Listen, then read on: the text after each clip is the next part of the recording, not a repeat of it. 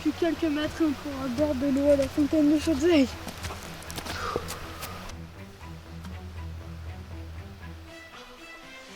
On a vraiment mal évalué nos stocks d'eau.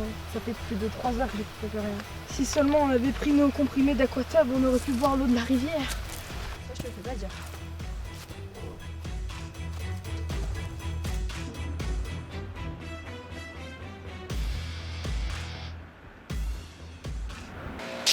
Écoute, on entend le bruit de la fontaine. Ah ouais.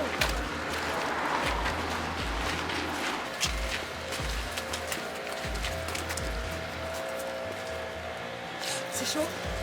On va montrer une fontaine d'eau froide.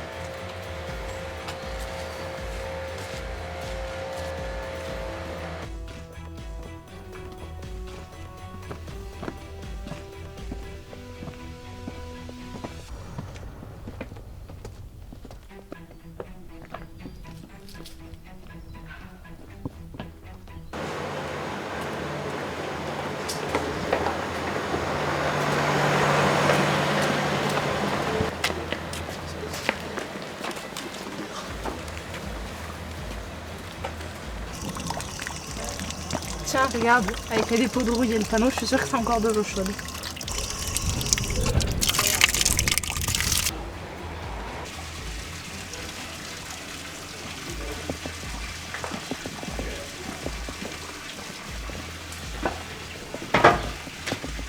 Ah, mais encore plus chaude que les autres. Bon. Ah, non.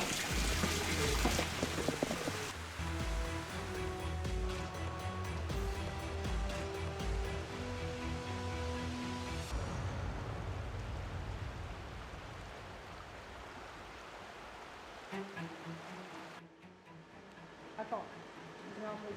Vu que tout ici est chaud et que c'est un lavoir, l'eau est forcément chaude. Oui.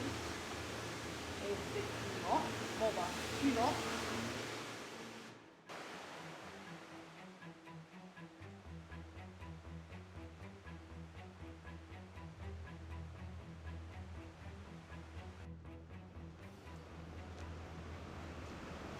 Ah, j'en ai marre de marcher, j'ai soif. Regarde, un café.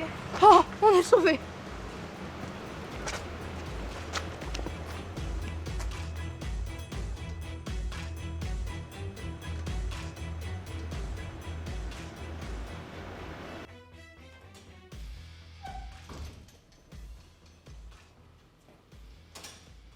Tu penses qu'on a remonté dans le temps quand on a franchi la voie? Décidément, cette journée est vraiment pleine de surprises. Eh, mais c'est la source du Par. Ah ouais, t'as raison. Magnifique. Oui, c'est très beau. Approchez du comptoir. Qu'est-ce que vous voulez boire? Un Coca-Cola, s'il vous plaît. Oui.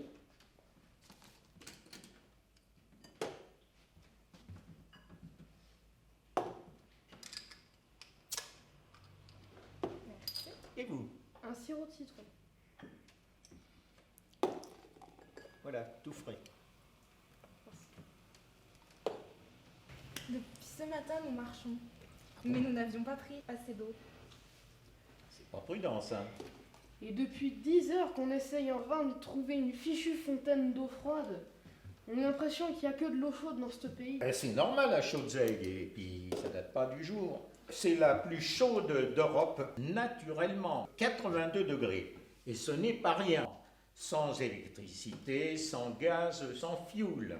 Rien que la source du par jour, vaut environ 6 tonnes de charbon, de combustion de charbon. Autrement dit, 6000 kilos par jour. Mais jadis, cette eau servait surtout à nettoyer et à dégraisser la laine des moutons. Mais personne n'est jamais tombé dans le lavoir. Bon, je crois pas, même si certains originaux n'hésitent pas à s'y baigner la nuit. Mais c'est un coup à se faire roussir les poils. Oh, à l'époque que je vous parle, là, il y avait au lavoir un robinet d'eau froide qui permettait de refroidir un peu les bacs pour pouvoir l'utiliser. On utilisait cette eau pour parer les cochons. 82 degrés, c'est la température parfaite. Et les bouchers préparer les cochons à la source directement. C'est d'ailleurs de là que vient le nom, la source du par, du fait de parer le cochon. C'est un peu épiler le cochon. Ah, et donc du coup, c'était leur crème à épiler à eux. Oui, c'est ça. Mais pourquoi elle est chaude cette eau?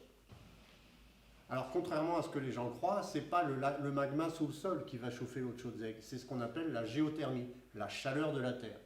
En fait, c'est une eau de pluie qui est tombée sur le plateau de la Margeride, qui se trouve à l'est de notre village de Chaudzègue, et qui va s'infiltrer sous le sol très longtemps, 1000 ans, pour que l'eau descende jusqu'à 5 km de profondeur.